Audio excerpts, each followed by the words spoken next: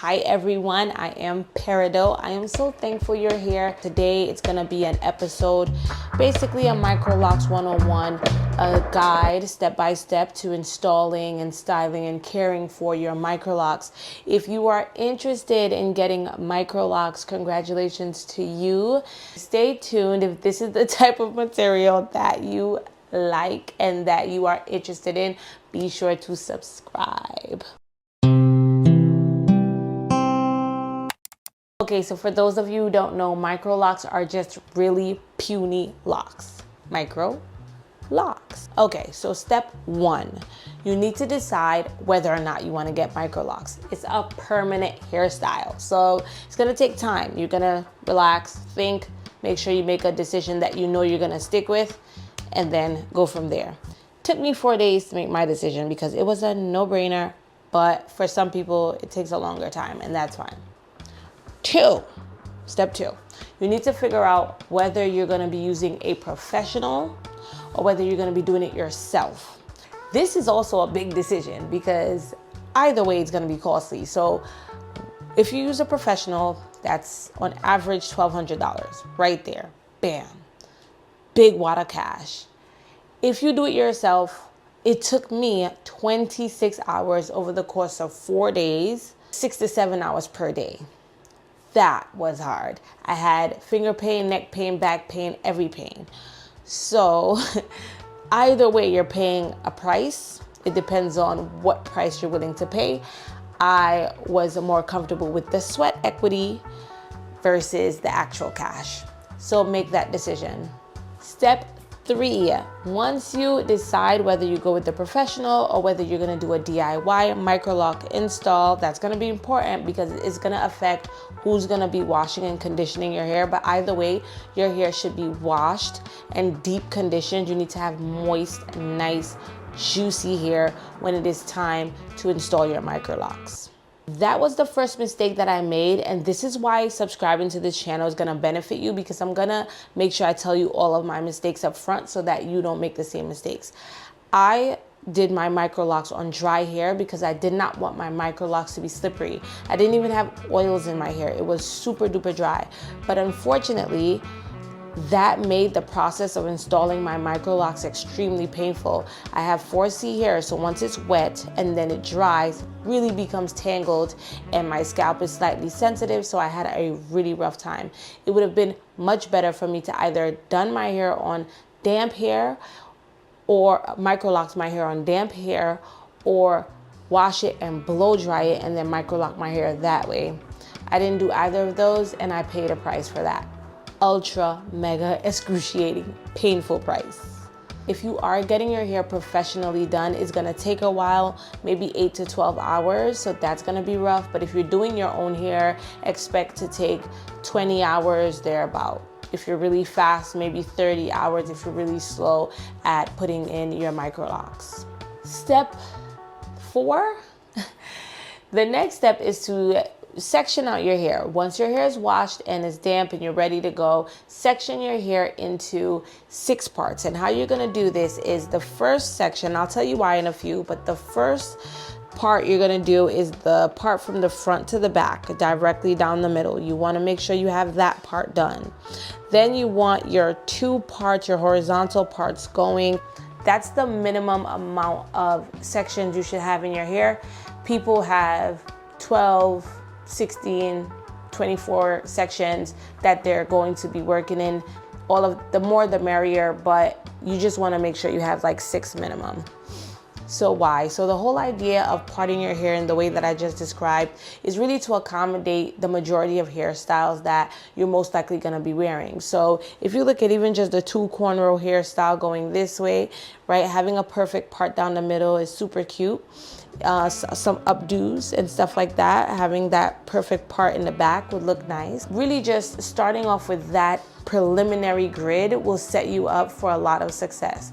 But also remember that you'll be working within these sections, and you want to make sure your parts are clean within those sections as well. The last thing that I want to mention too is when you're working in your section, so let's say you have this section cut out right here, you want to make sure you're working from down to up. not up to down. Because if you're working from up to down, microlocks that you create from up here will get in the way as you try to continue to work on the microlocks right here. So instead, you want to section out the hair, and you want to start with your first strip down right at the bottom near your ear, and you want to work here. Then you want to cut out your next strip, not cut, but like part your next strip, and then work downwards. Part the next strip, work downwards. Part the next strip, work downwards. It's going to be the best way to do it if you don't want to be frustrated. So two of the important tools that you want to use are rat tail combs, and you want to use a mirror with a lot of compartments that could kind of give you a 360 view. So the rat tail comb is important because this is all about precision. You're talking about micro locks. It's going to be really, really small parts. So you want to make sure you have a fine tooth comb that's just going to cut those small parts so that you can work on that micro lock. And then, like I said, the mirror is just going to give you that full view so that you'll be able to part your hair properly in the back without being able to actually look at the back of your head. The next step is really just to form those locks. So you're using the rat tail comb, you're forming your locks. You do want to decide the shape that you want to part your micro locks in, square being the most common, but some people go for triangular shapes, some people go for circular shapes, and just all sorts of different fancy stuff. All right, so the next step is to decide how you're gonna execute the micro lock. Do you wanna braid the entire micro lock from root to tip? Do you want to do a coil? Do you wanna do a palm roll? Do you want to do a 2-strand twist from root to tip? My preference is a blend. I do a braid from the root to about 1 inch in, and then for the rest of the hair I do a 2-strand twist. I do this because I get all of the advantages where I get a defined root that secures my part. It will not unravel, right? Because it's a 3-strand plait, so it's super tight. And then I get, the 2-strand twist at the end, which gives me that bouncy, curly, fluffy look that gives me more body to my hair. You're not gonna get that curly, fluffy look if you do a braid from root to tip, and then you won't get the defined root that is properly and tightly separated if you do a 2-strand twist. Because once you wash that once or twice, you're gonna start getting your parts like all skewed and stuff like that because it's not a braid, it's not tight at the root.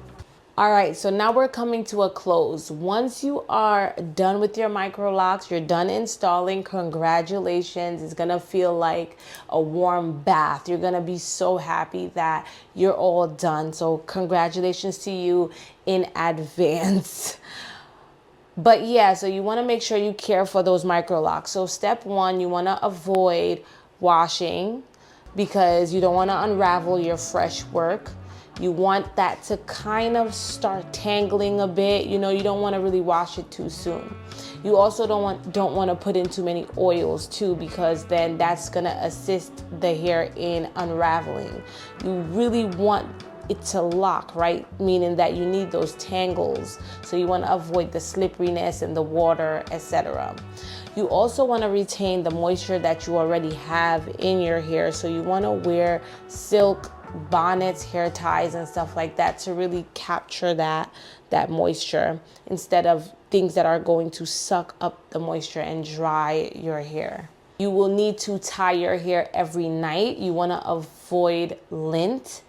And you want to avoid, here's the big one, you want to avoid going to sleep and waking up with your hair matted on this side, but is out on this side, or sticking this way, sticking that way, and every way. And then you're just like, you just look crazy going to work. Especially if your hair is short like mine, it's harder to style. So when you wake up with your hair in different directions, it just is not something that you can fix unless you wet it and reshape it into the way that you want your hair to look. So one of the major benefits of micro locks is the amount of hairstyles that you can wear even though your hair is locked. That is a super cool benefit, but unfortunately with shorter micro locks, there are much more limitations to the hairstyle that you can wear. So far, I am thinking that all I can really do right now are Bantu knots. I can just wear it like a fro like this. I can wear hair bands or headbands. I can wear cool hats and stuff and do something fancy. And I can also curl it and have like a short curly fro. So all of those are cute, but that's pretty much all I was able to brainstorm so far. And I'm still doing research to see if there are any more short hairstyles out there. As our hair continue to grow, friends, we're gonna have access to way more hairstyles, and I'm so excited about that. If this was helpful to you, be sure to subscribe, comment if you want to add anything. If you have any questions, comment, because I can do a whole new video for your comment and your question. Make sure you like and make sure you share with whoever this can help. Thank you for hanging out with me. I appreciate it. Once again, I'm Peridot, and I expect to see you on the next one. Bye.